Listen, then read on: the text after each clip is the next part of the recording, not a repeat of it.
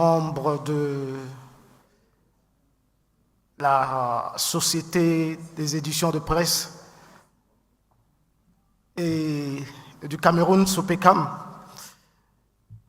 Cher peuple du Cameroun, c'est pour moi un grand honneur et un réel plaisir de prendre la parole aujourd'hui en ma qualité de directeur général de l'Agence centrafricaine de presse pour essayer de vous parler, comme on me l'a demandé, de l'expérience que nous vivons chez nous en République centrafricaine en ce qui concerne les médias de service public. À cette occasion historique marquant le 50e anniversaire du SOPECAM à travers son élément phare qui est Cameroun Tribune, je suis tellement honoré et fier de prendre la parole aujourd'hui devant vous. L'histoire des médias de service public de mon pays est caractérisée essentiellement par la domination totale des anciens régimes qui considèrent ces médias exclusivement comme moyen de propagande et d'action politique.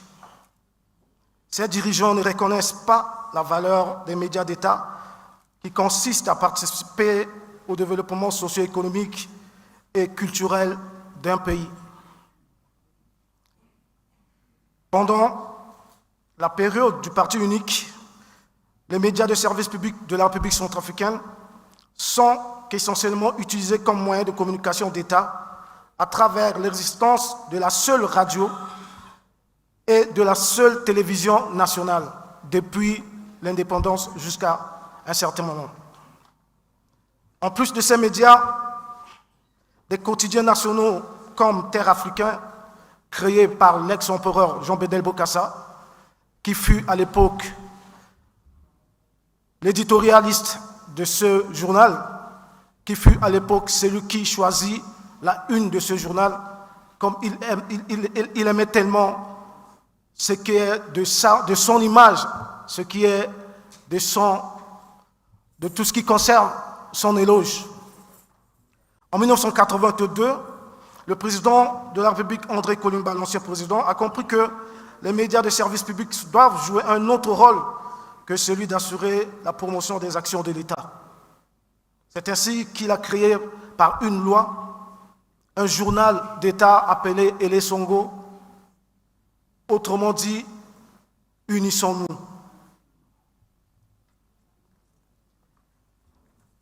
Grâce à la libéralisation du pluralisme en 1991 par ce même président André Kolimba, marqué par la pluralité d'opinions, les partis politiques, la société civile et les organisations syndicales commencent à avoir accès aux médias de service public de la République centrafricaine.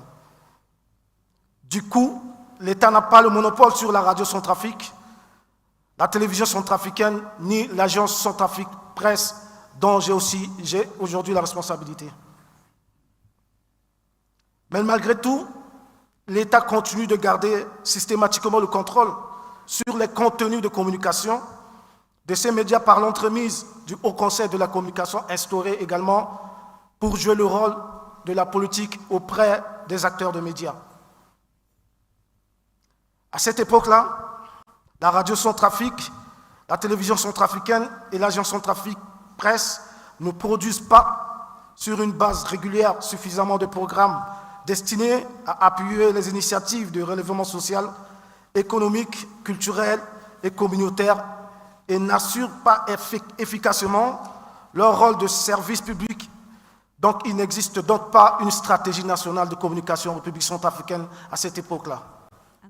Encore 2 minutes. Aujourd'hui, avec le processus de démocratisation dans lequel le pays s'est engagé depuis le retour à l'ordre constitutionnel avec l'accession au pouvoir du professeur Faustin Archange-Touadéra, suite aux élections groupées, démocratiques et transparentes de 2016, la situation des médias de service public commence à s'améliorer petit à petit. Aujourd'hui, avec la révolution numérique, les médias de service public se sont très vite intégrés en s'adaptant aux exigences des nouvelles technologies, de l'information et de la communication à travers la digitalisation et la numérisation des systèmes de fonctionnement de ces médias.